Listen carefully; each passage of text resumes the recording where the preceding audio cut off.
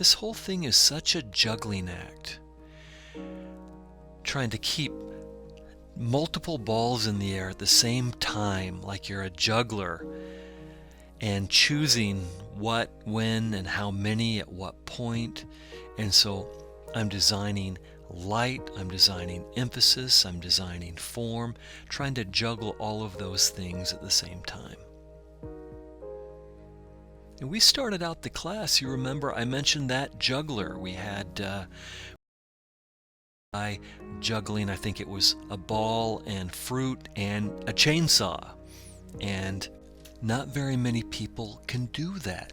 Not very many people have developed the skill to keep multiple objects in the air like that, all at the same time. It takes a whole bunch of practice, many hours to train your eyes, your mind, your hand to juggle all that complexity, both literally speaking, the juggler, and metaphorically speaking in our drawing.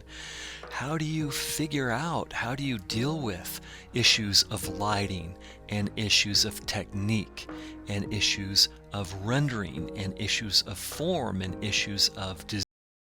How do you get all of those complexities to all come together cohesively? Well, it's not easy. And that's why life drawing is such a rare and precious skill, because it takes mere mortals like you and me a serious amount of dedication and a serious amount of commitment to train ourselves to get all of those disparate ideas and elements to come together fluidly. But that's what our target is, and that's what we're trying to accomplish here. So with my kneaded eraser at this point, I'm hitting the highlights. I've pushed and pulled, I've blended form so I get that big soft statement, a big generality of value and form, and now I'm fine-tuning and getting more specific. I'm pulling out those lightest lights, and I'm also coming up on emphasizing my edges a little bit more strongly. Cast shadows have sharper edges. Form shadows have softer edges. I need to make sure my hair doesn't get too patchy. I need to make sure that the light masses on the hair. Remember, you can treat the hair almost like it's a helmet or some kind of a sphere. Once again, we tend to get lost in all the individual pieces and parts of hair. Please don't let yourself fall into that trap. Treat it like a sphere. Highlight in the middle, or at least the part of the light, curving away into halftone and then curving away further into shadow. Treat it that simply first, and then add the detail to it. Hair looks terrible when you approach it the way that comes naturally, which is piecemeal, but it feels solid, it feels like it has form, it feels like it has substance when you treat it as a big mass of turning form first. So I'm trying to do that here. I'm trying to keep that simple mass of highlights facing the light, curving away into halftone and then shadow.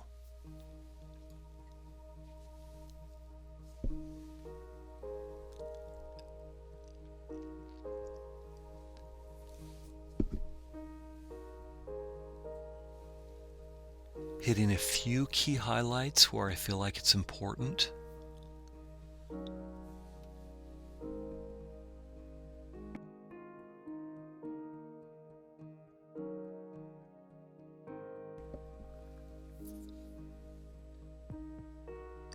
We can zoom in and take a closer look as I render in those features a little bit further. Highlights at the crest of the form.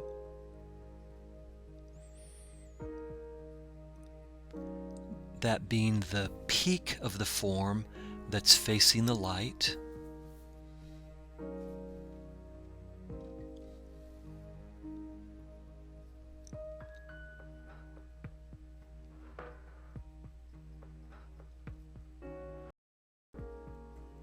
Now I'm hitting the crest of the nose.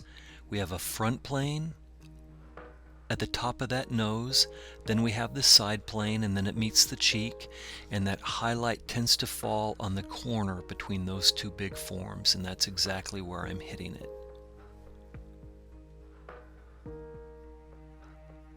that little bit of nostril that I just hit, that's a form that's turning towards the light, so a little bit of light hitting that spot.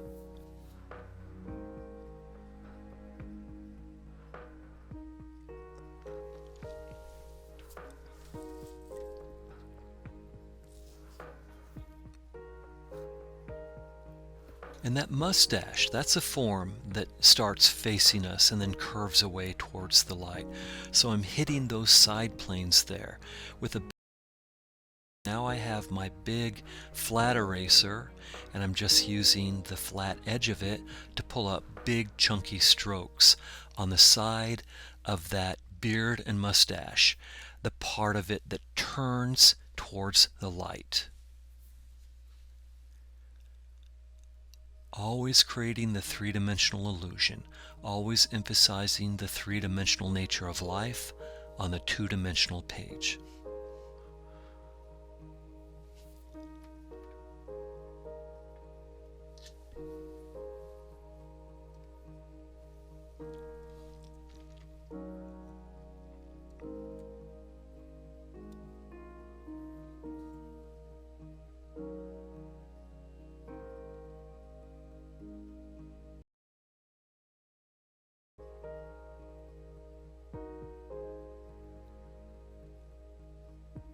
And we are still another, 8 minutes or so out from completion here. But you'll notice that I've built up the big simple masses. I've made sure that everything is working cohesively first. And now I'm at the point of doing my fine-tuning. And we can go back into that hair, and we can take a look as I render, as I push and pull a little bit further in there. At this moment, I'm staring at it, making a few judgments, and now I'm ready to go in and softening some edges so that that doesn't have too hard of a silhouette up there, to make sure that even though those outlines were very important and still are, I need to make sure that they turn away from us in space. So I'm softening some edges up there, blending and erasing out, and then you just saw me blow off the excess, the little crumbles that come off your eraser. Just blow them off the surface so I have a smooth surface to work from. And now I'm using my pencil. I'm using the